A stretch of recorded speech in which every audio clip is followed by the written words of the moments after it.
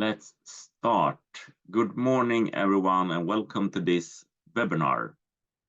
In 2023, the Nordic UN Global Compact, Finland, Sweden, Norway, and Denmark, together in collaboration with Rumble Management Consulting, convened a series of peer-learning groups in different kind of themes. We made them for Nordic companies to share dilemmas, challenges, and solutions to work towards the science-based targets and the net zero. And earlier this year, we launched a series of short briefs designed of sustainability authors, decision makers, and strategists in forward-thinking companies.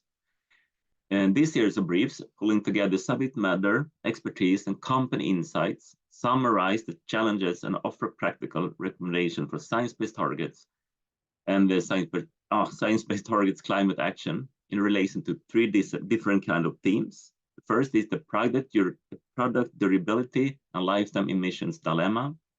And second, supplier engagement to cut emissions and increase adoption of greener materials. And the last one was science-based targets for forest, land, and agriculture sectors. And during this week, we are going to manage 3 webinars for each of them briefs. And together with experts from Rumble and together with our very engaged participant companies, we are going to going through these briefs. And today we're going to focus on the brief about supplier engagement. And the moderator who is going to lead us through this interesting subject is Fanny Friesbeck from Rumble. So very welcome all of you, and the floor is yours, Fanny. Thank you, Matthias. Welcome, everyone. So, as Matthias said, we are having a launch for one of the briefs from the UN Global Compact that we have written together with them here from Rumble. And today we will have a brief introduction to the brief itself, having a look at what can you find in the brief, not going through all of the material. There are a lot of different really good information on this dilemma in there. So just an introduction to what you find there. And then we'll have Kongsberg Maritime join us also, Jakob, who will tell us about how they work with supplier engagement to increase their sustainability in their supply chain. And then we have Dagny from Hempel. She will also tell a little bit about how they do the supplier engagement within Hempel. They've also been doing a lot of good things. And then we'll have a Q&A, and you will be able to post questions there. And then Matthias will round up with a little bit of context from the UN Global Compact and what the next steps are from them. So just a little bit of housekeeping. This session is being recorded. It will be uploaded to the net, so it will be available for others to view after we end the session. And for the Q&A, you can find at the bottom, you can find a Q&A function. So you can submit your questions there along the way in writing, and you are also able to upvote any questions you see that, oh, this question, I want to have that answered. So please have a look at that and use that. So just a short, who am I? I am head of department for strategic sustainability in Rumble here in Norway. And I have been very happy to participate in this journey together with the UN Global Compact. And just very shortly about Rumble, maybe you know about us. We have offices in 35 countries. In Norway, we have 16 offices, and we are very happy and proud to be combining, since we have in one company both the management consulting and the engineering departments. So we are uniquely combining the strategic and the technical expertise, being able to take our clients through the whole process from strategy, designing, and implementation of projects.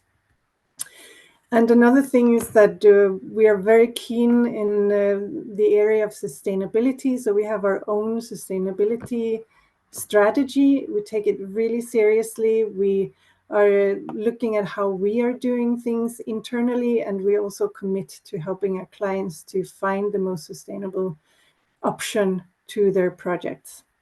So that's also why we have been very happy to participate in this with the UN Global Compact, looking at how companies in the Nordics and beyond can tackle some of the dilemmas regarding sustainability. But this theme, the supplier engagement to cut emissions and increase adoption of greener materials, it has to do, of course, with the supplier part of the value chain and own operation. And here is a very, very simplified overview. And of course, we all know that this can be very complex. You have many suppliers, and the suppliers have suppliers, and this can be a complex network of interactions. So when we are looking at not only how to cut emissions, but also adopt more greener materials, there are many questions that pop up. And these are some of the things that we have been looking at in the brief. So just for some examples is, what do we mean by sustainability?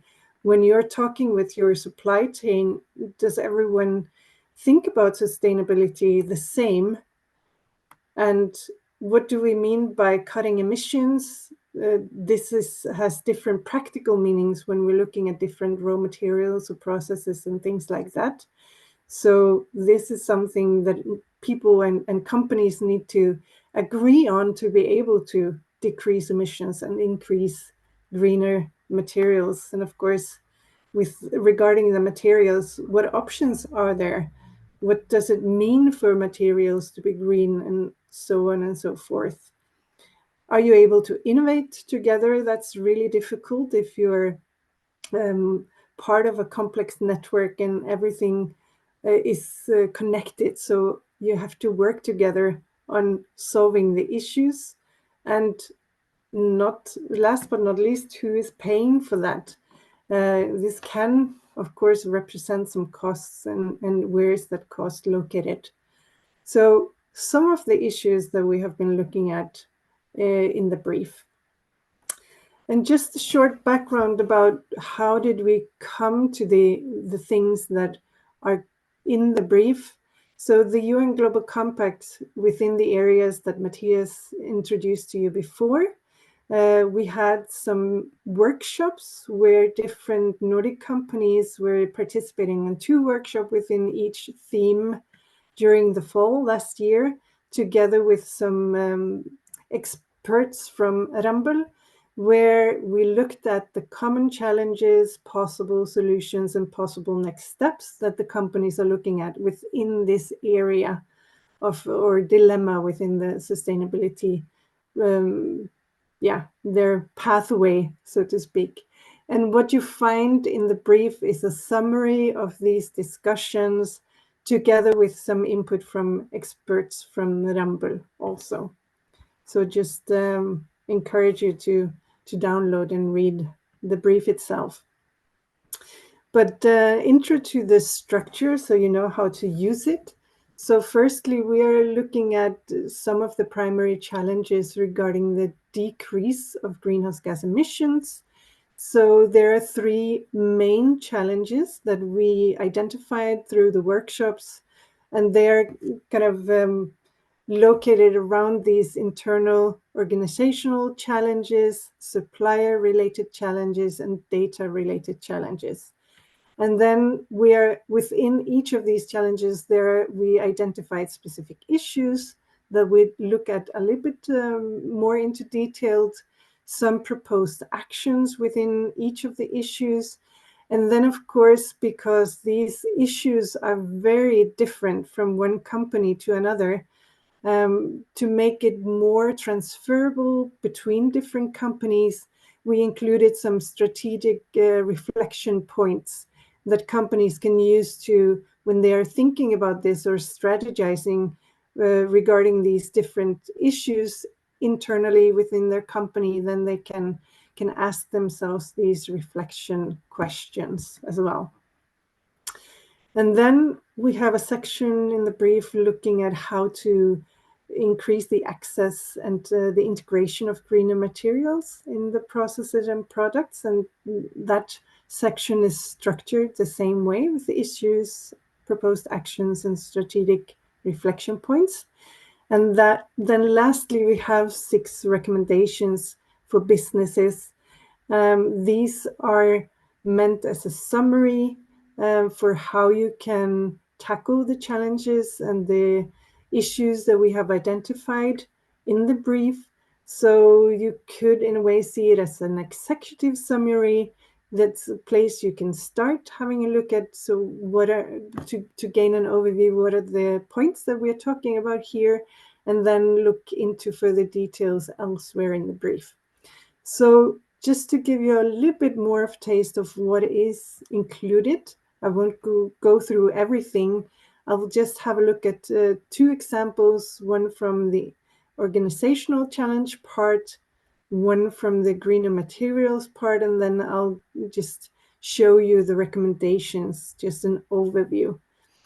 And then, of course, our dear guests will go into a little bit more detail about how they work with these issues in their companies.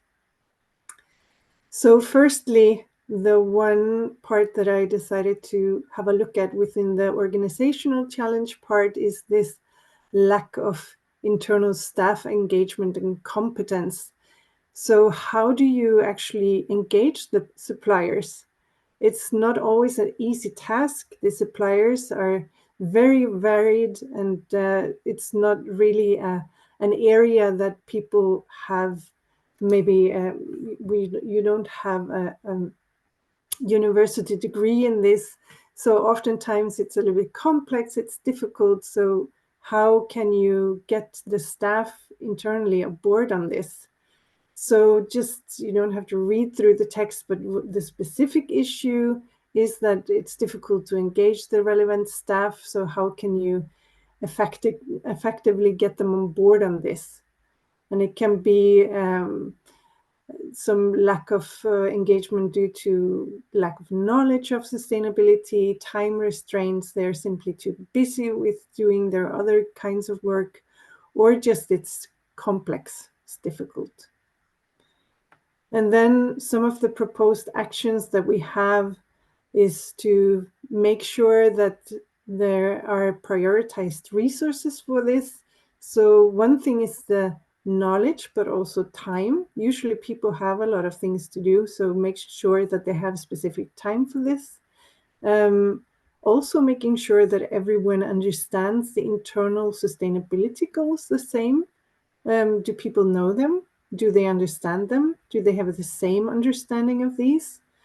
And then also to make sure that there is a culture internally in the company that fosters knowing the values and rewards these practices of sustainability.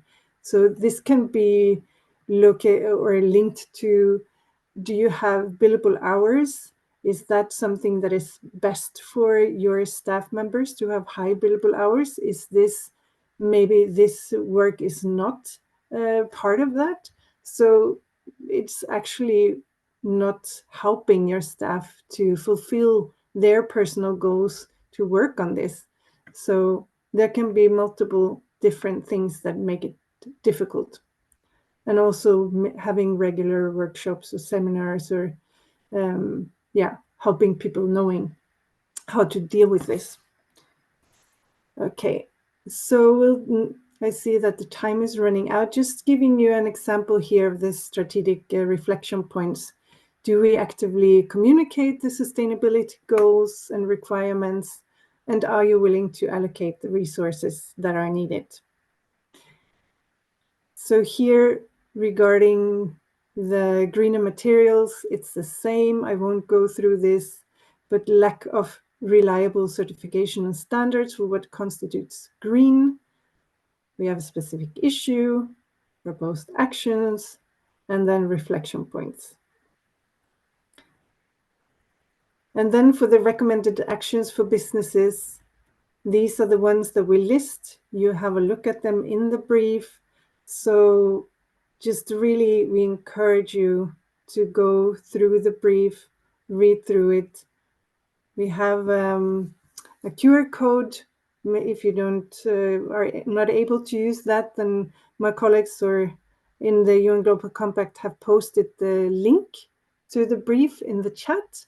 So go to that, click on the link and download the brief and have a look and read for yourself. So that was the introduction to the brief itself. And we will then continue to Jakob from Kongsberg Maritime, and he will tell us more about how they have been working on these issues in their company. So I pass the floor on to you, Jakob. Thank you, Fanny. And good morning, everyone. I'm very happy to share with you our journey with our suppliers. First of all, a short introduction from my side. My name is Jakob Gruszka. I'm VP Procurement in Kongsberg Maritime. And what do we mean by procurement in our environment? Means that we are focusing on category management and strategic sourcing together with operational procurement and so-called supplier development.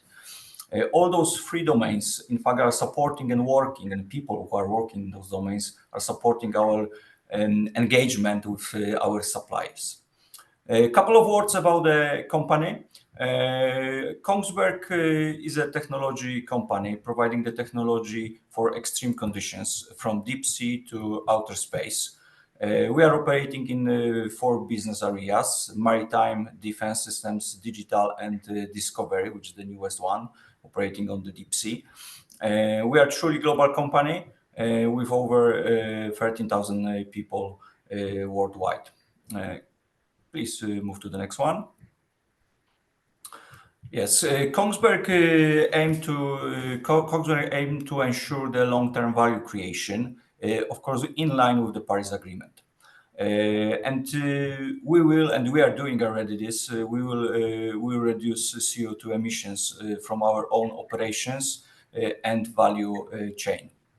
On this slide, you can see a snapshot, in fact, from our annual and sustainability report, which in fact was released 2 weeks ago. And you can go to our official webpage and download it for the more details. However, what I wanted to show you here is that we have very clear action plan to reduce to reach climate targets. And all is in line with the Science-Based Target Initiative process.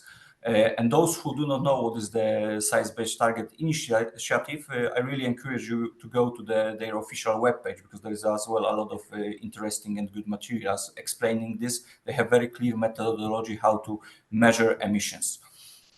And one thing which is worth to see on this snapshot is that in the middle of this table, you can see our engagement target from supply chain perspective, which is engage 67% of Kongsberg's suppliers based on spend to have their own science-based targets by 2027.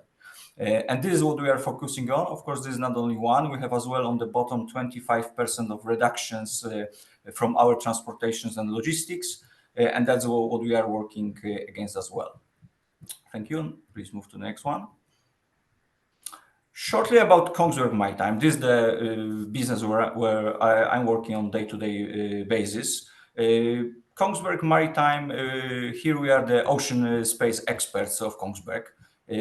80% of what we do, technology which we are providing, activities which we are doing, is related to the ocean environment.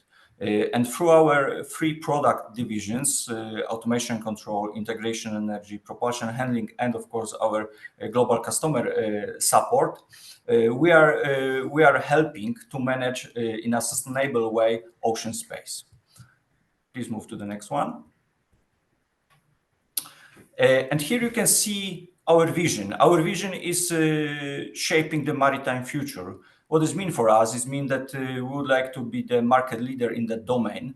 However, together with this ambition, there is as well some expectations and as well some challenge for us. We have 3 equally important anchors to support our vision and ambitions. So of course, it's customer first choice. We would like to be focused on our customers, deliver profitable results, and as well provide good technology. which will support extreme conditions, as I mentioned before. We would like to have the people who are diverse and who will work and support innovation. And you can see that there is as well one anchor, very important for us as well, the technology for zero emission. And in fact, this anchor is really focusing on the sustainability. We live on and on ocean space, and we need to provide that technology which will be smarter, greener, and more efficient for the future. Okay, please move to the next slide.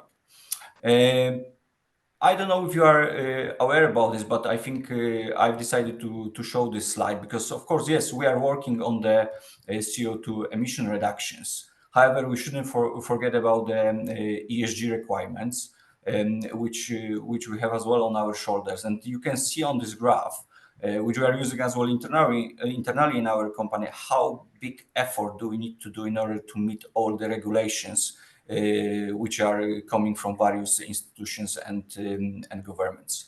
And just to mention the recent ones from last year's Norwegian Transparency Act, which is massive, Russian sanctions after invasion to Ukraine, and the latest CSRD and ESR regime for the reporting, which is as well very important at the moment here, and we need to work against this, and our people are supporting us with this. Okay. Please move to the next one.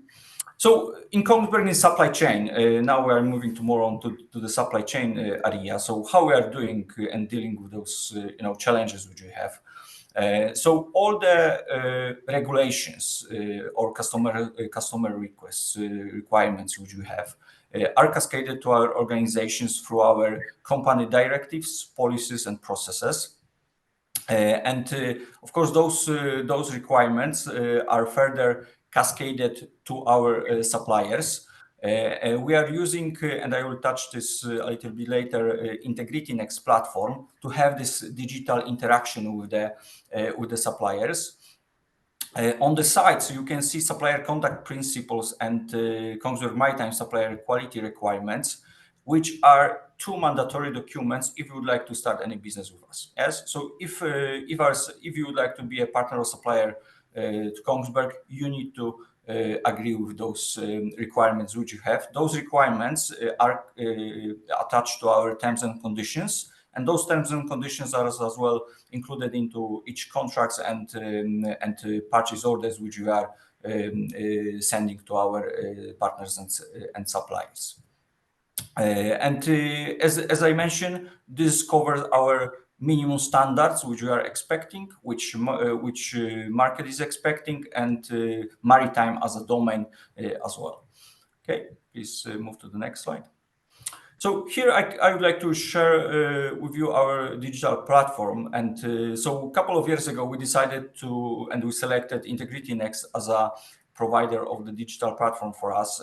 What is it? Is it a cloud-based platform that helps us to monitor sustainability and ESG within our supply chain? Platform automatically obtains self-assessment from our suppliers and any various certificates which they have. And what is very good is that this is the free of charge for suppliers, and this is one of our very important area where we don't want to charge on push suppliers to do something which they don't really want to do. And other thing is that we have as well.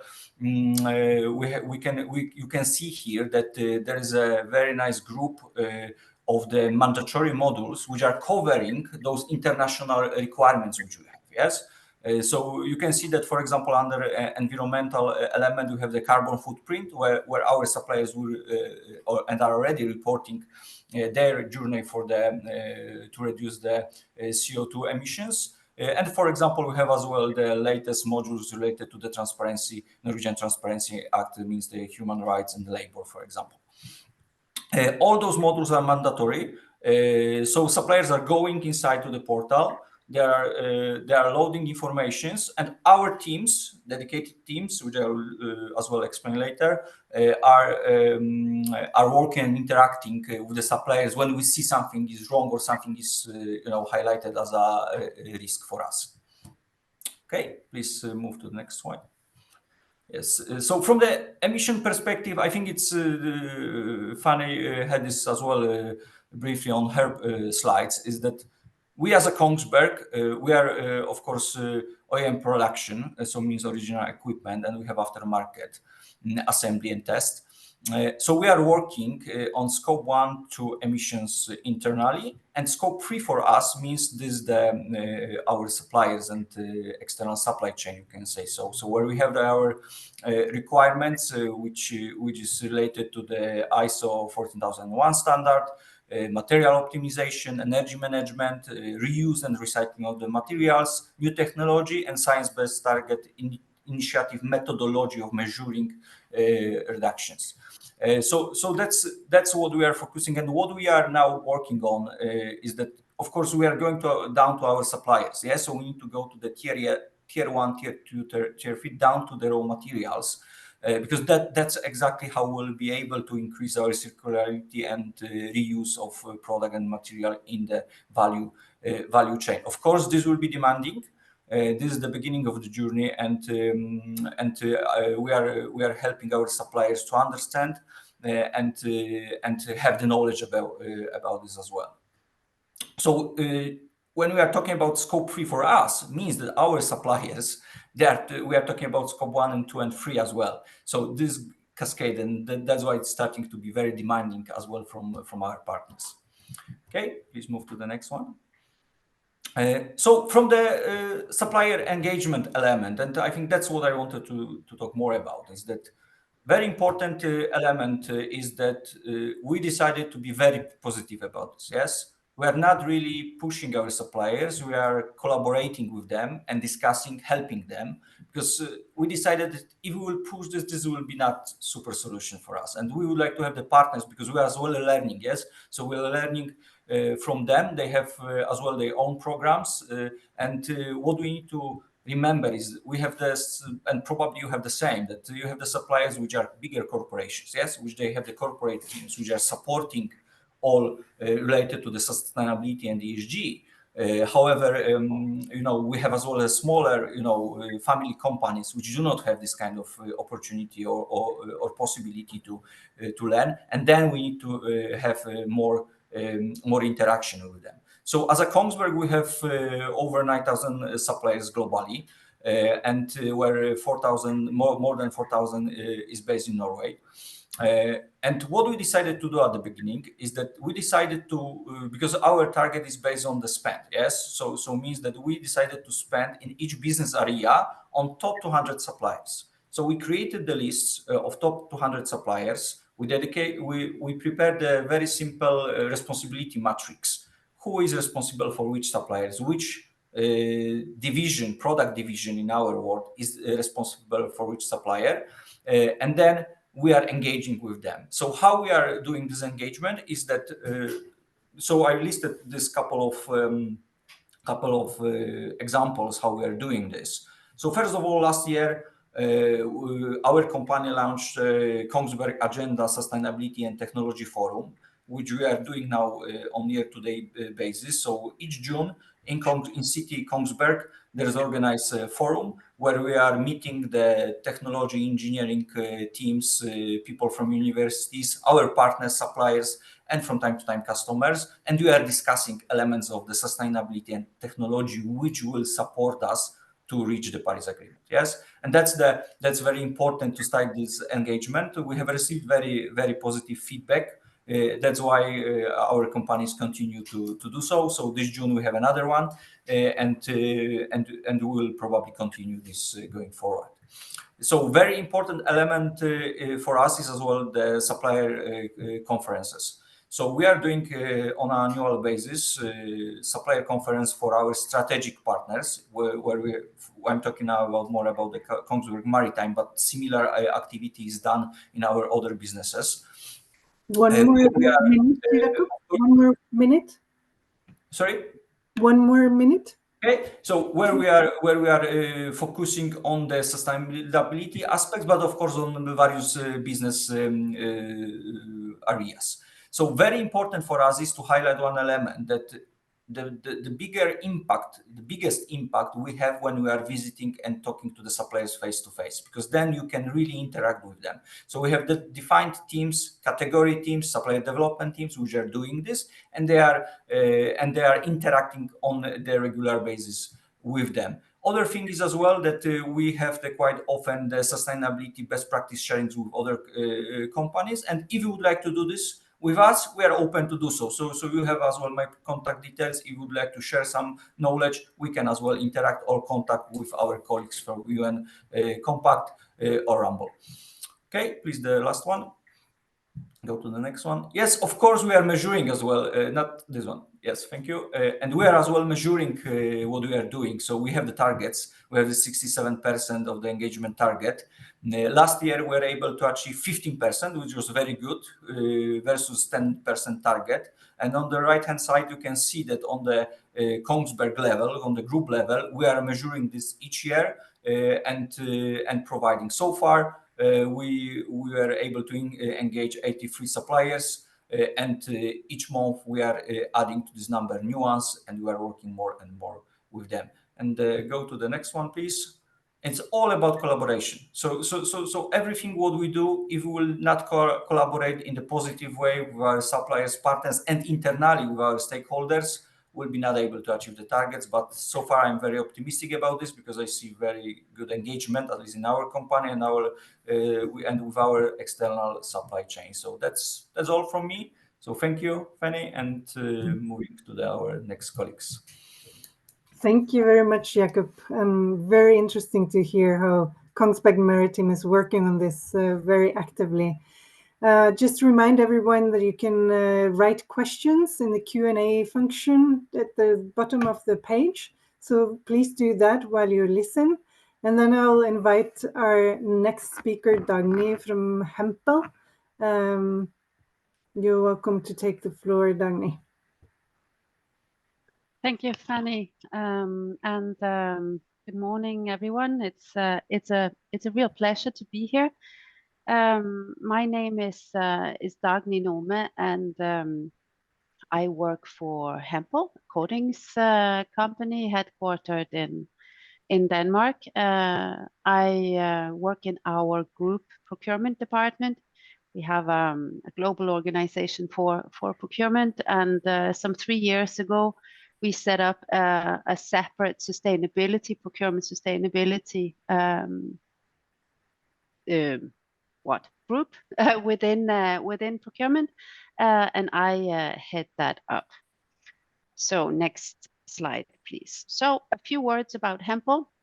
I mentioned we're a global coatings company. It means that we present or we produce paint for anything from your own walls at home to large ships, windmills, bridges, and I imagine you can think that the kind of paint that is needed and the complexity that is needed and the kind of raw materials that we need to buy is very different according to each segment.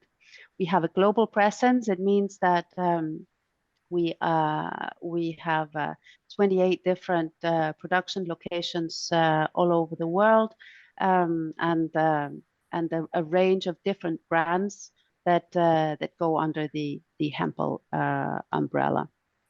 Next slide, please. Our strategy was set back in the end of 2020. And at the time, we set a strategy to double the company. So one important fact to know about Hempel is that we are foundation owned.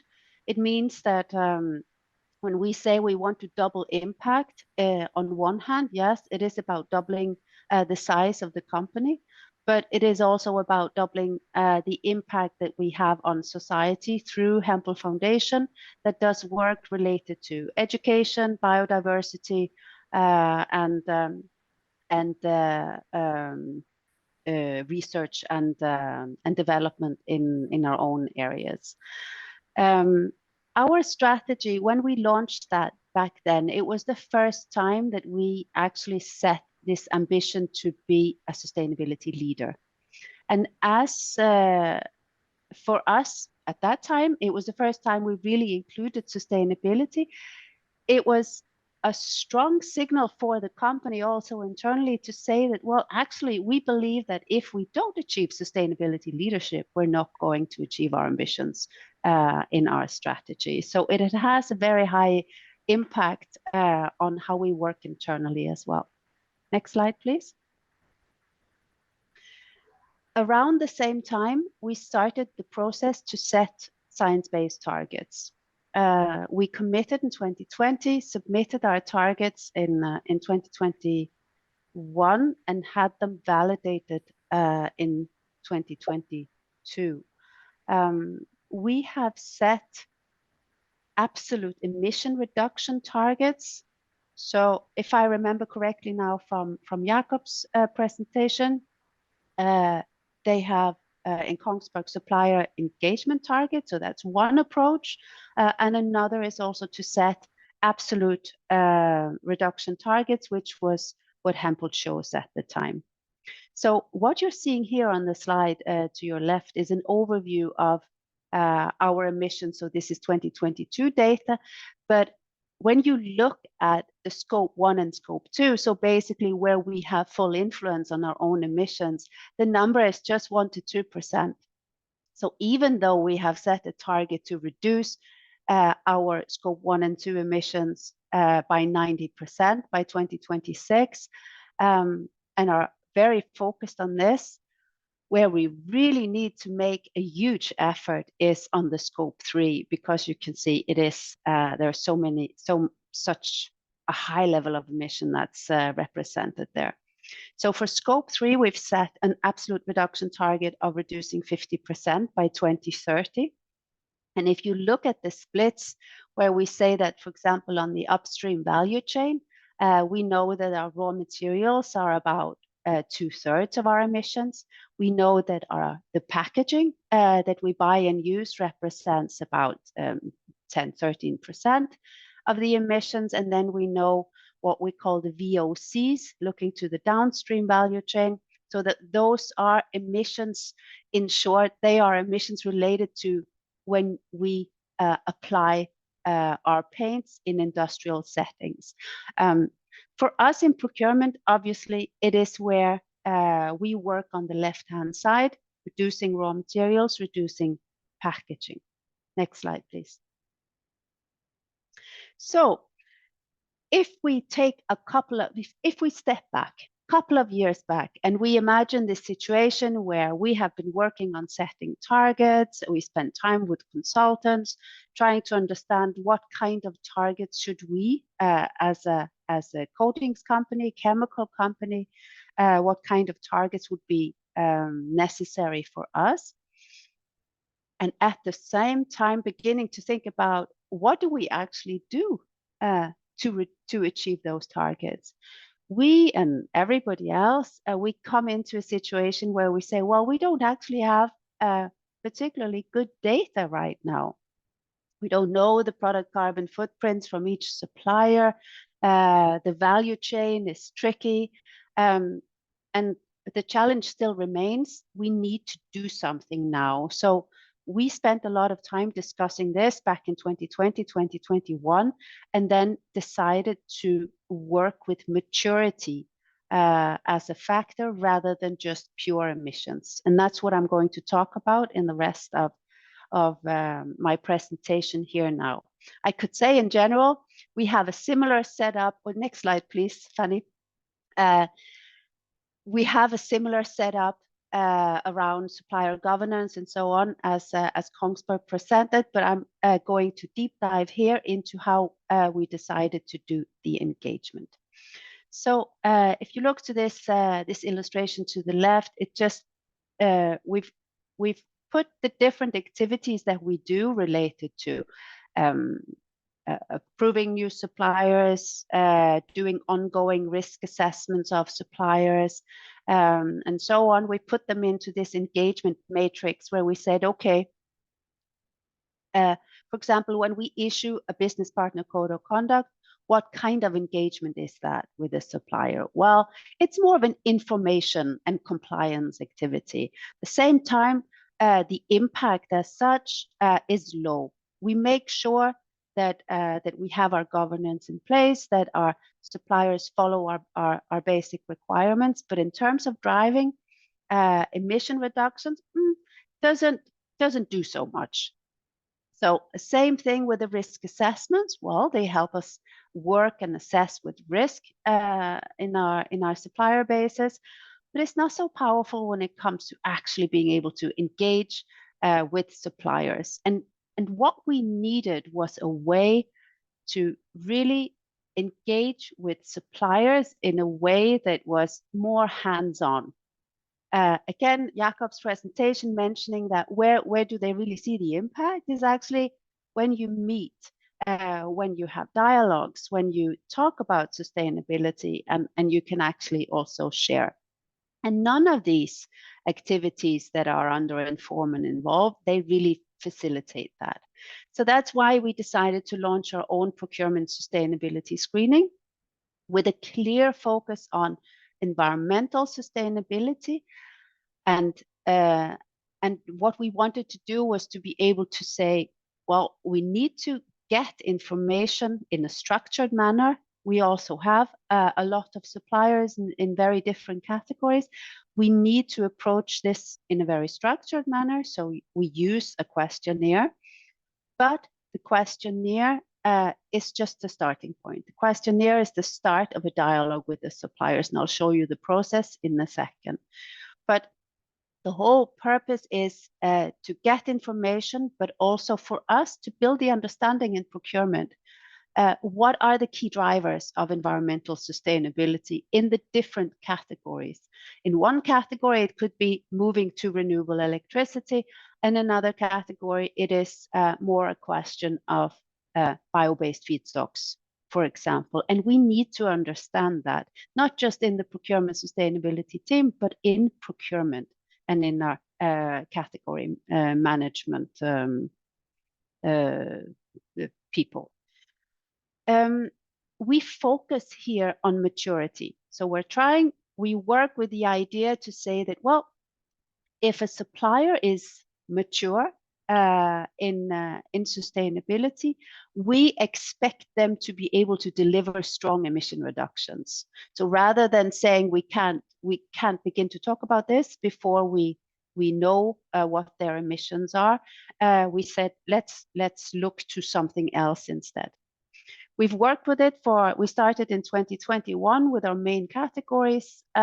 We have a KPI where we say that we are going to screen 70% of our total spend by 2025.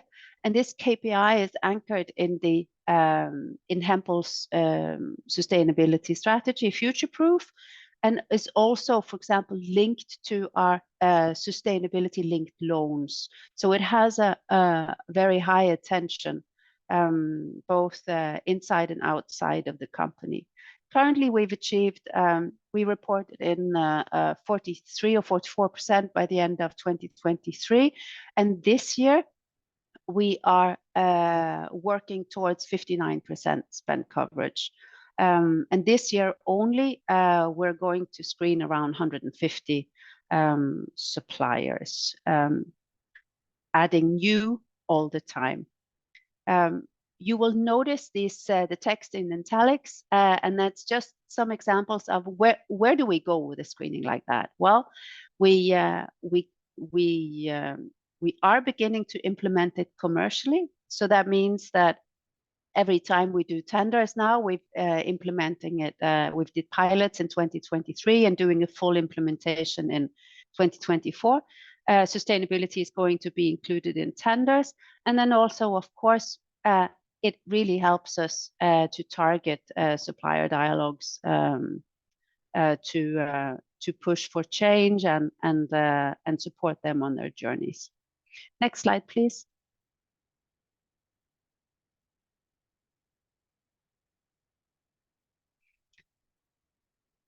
This questionnaire that I mentioned, it has a focus on environmental sustainability. And what you see here in this illustration is an overview of the different topics that we address. So remember, we have an overall company focus where we say what is the company strategy, in which direction are you going. We look to external assessments and so on. Then we move into a product section where we use the questionnaire not just to assess the supplier's data and compliance, but actually also to open the dialogue on better opportunities for us. So we ask, for example, do you have other products that you would recommend to us? Are you planning to develop new products? What does the pipeline look like? And that means that when we have the supplier dialogue meetings later, we also include category managers, and then we can have clear discussions on these different opportunities. Energy, we look to transition to carbon neutral energy. We're trying to understand what's possible in the different markets and also where our suppliers are, and the same for these other topics here. Next slide, please. 2-3 more minutes, Steini. Yeah. So just to show you how the process is not just a questionnaire, this is an overview of the process. So it starts with we roll it out category by category, and there's a good reason for that, because every time we launch a category, it's also well matched to the category teams in procurement. So if we do pigments, we have the pigment category team participating, and it also helps us be fully focused on pigments for a while to understand what are the opportunities in this category, what is the maturity of these suppliers, and where would we need to develop our suppliers.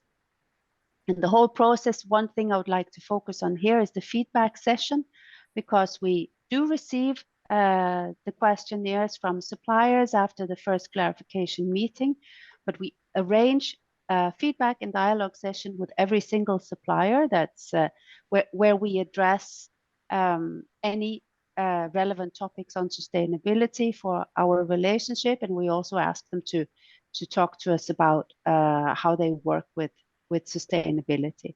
Our experience really is that this is a very good opportunity for both parties, both for us and for our suppliers. And then, of course, it goes into the category management work in procurement. Next slide, please.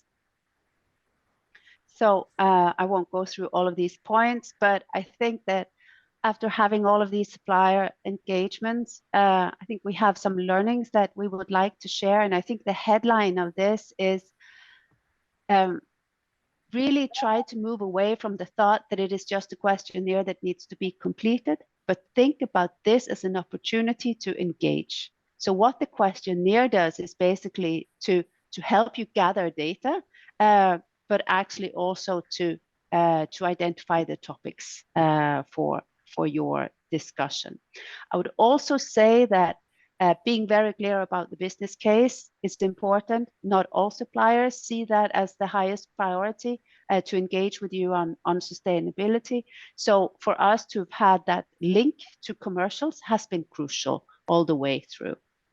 Next slide, please.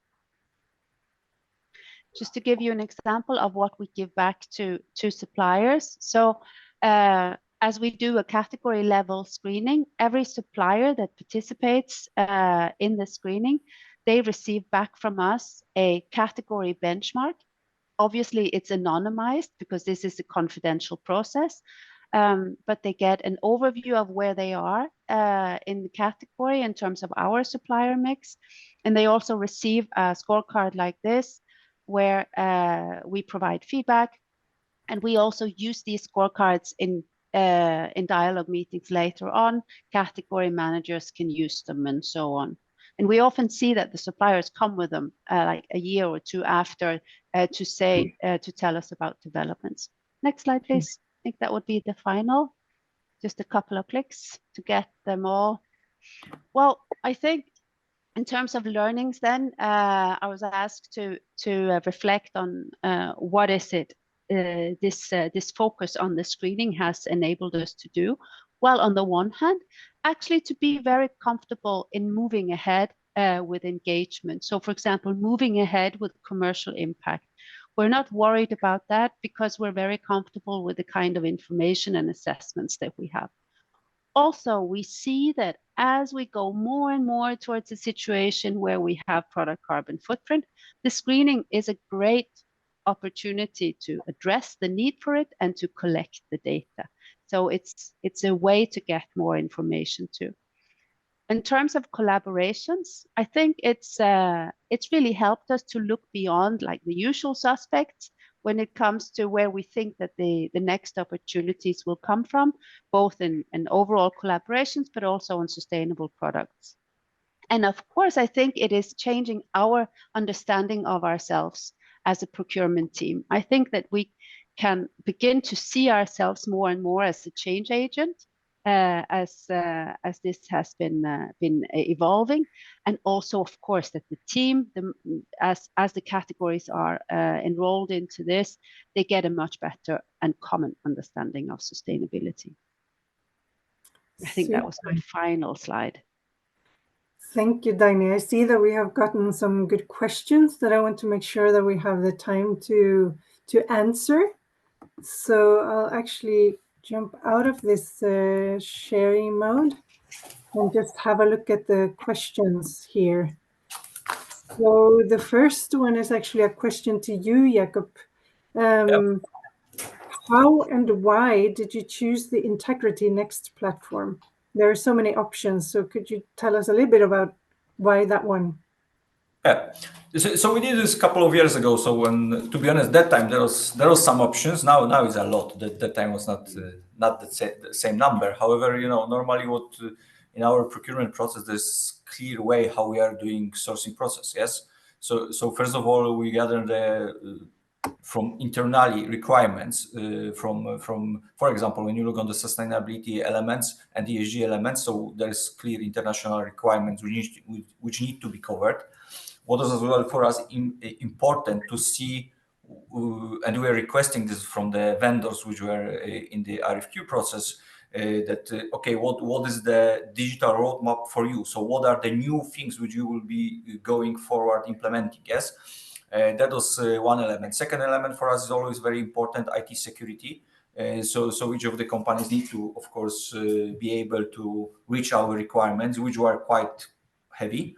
And second thing, another thing is that, of course, then there is an element of the cost. Always is element of the cost, and we need to know what we are paying for. And as well, I think I've mentioned on my presentation, there was a lot of providers which were charging our suppliers by when they were registering to the portals. Yes. Integrity Next is not doing this, and this is one of the trigger which in fact was very important for us during the final selection. And as I said, so there was the various vendors inside the RFQ process. I call it RFQ, so means that the whole bunch of the information first, then quoting, and then down selecting to the right ways. So all is done by our indirect procurement. So indirect means for us all services which we are buying, and this service for us, and that's how we done this. Yes. So there's the purely selection. So we have as well done for so maybe I can share as well that we have internally in Kongsberg so-called global sourcing boards, where there is not only one person deciding about the for example, supplier which will be awarded. So there is a group of people who are discussing and asking difficult questions as well, and challenging the presenter who would like to nominate some supplier. So it's very important for us. That's a very good overview of the reasons behind this and how you're doing this. I know there's a jungle out there of these different systems, so good to have your insights here. And one question for you, Dagny. They're asking, how have the suppliers reacted to this approach so far? And will you let go of suppliers that can't meet your expectations in this area? Good questions. So when we started rolling this out in 2021, I think the first reactions were, how much time do you want us to spend on this? Or the questionnaires were filled out maybe a little bit quickly by the key account manager and so on. And then as we showed them the benchmark where they were very low scored in the first rounds, and we continued to explain, I think the engagement really changed. So maybe going from a little bit, is this just more documentation, more questionnaire? Everybody receives a lot of questionnaires.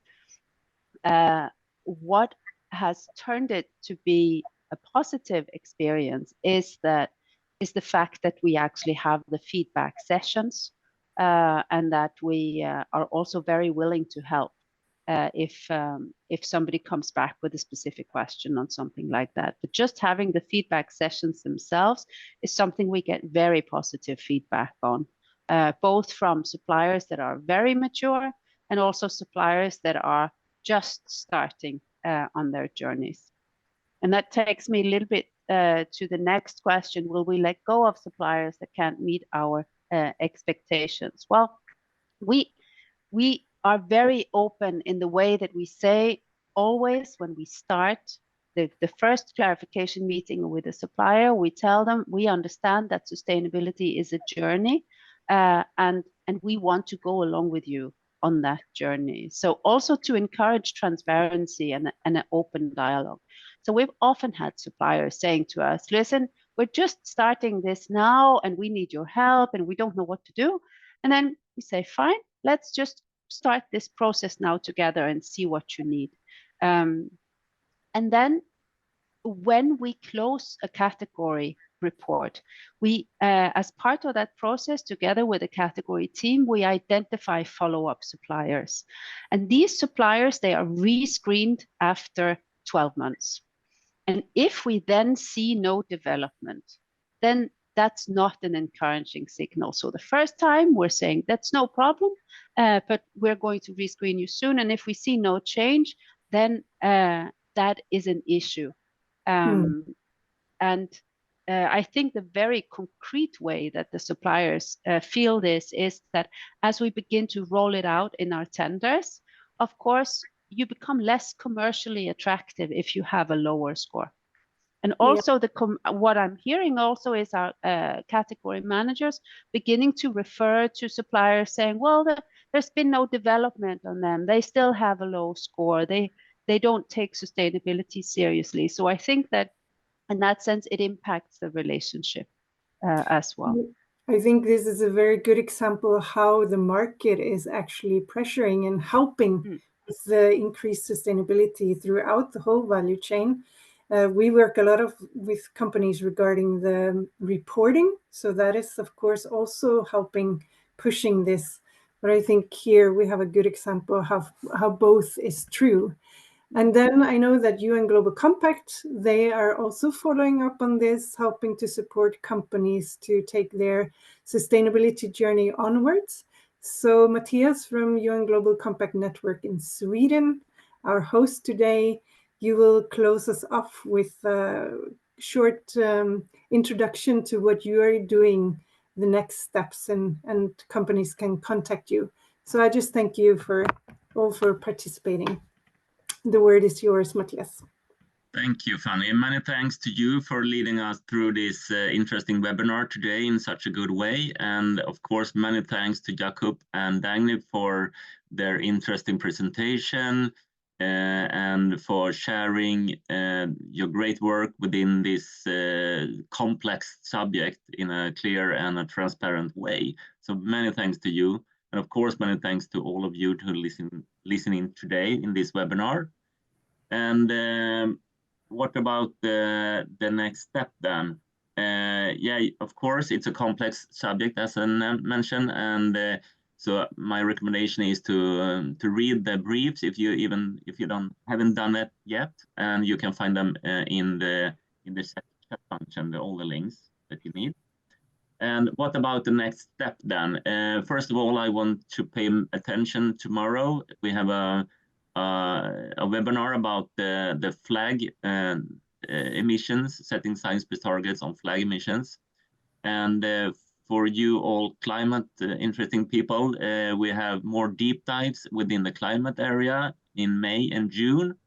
You can read them all there. And finally, I would like to pay attention is on the Climate Ambition Accelerator. It's a 6-month education program that within the Global Compact is managed from, it's 6 months, but it's of course not the full time in 6 months, but it's focusing on setting science-based targets and net zeros for your company. So even if you are in the beginning of your work or in final, it's been very interesting, and you have to sign up before the 3rd of May, and you can also find more information about the Climate Ambition Accelerator on our website in the Global Compact SE in Sweden and so on in the other Nordics countries. So many thanks to you and to the speakers and the moderator and all of you participants today. So many thanks today. Hope you see you. Bye bye, everyone. Bye. Thank you. Bye bye. Thank you.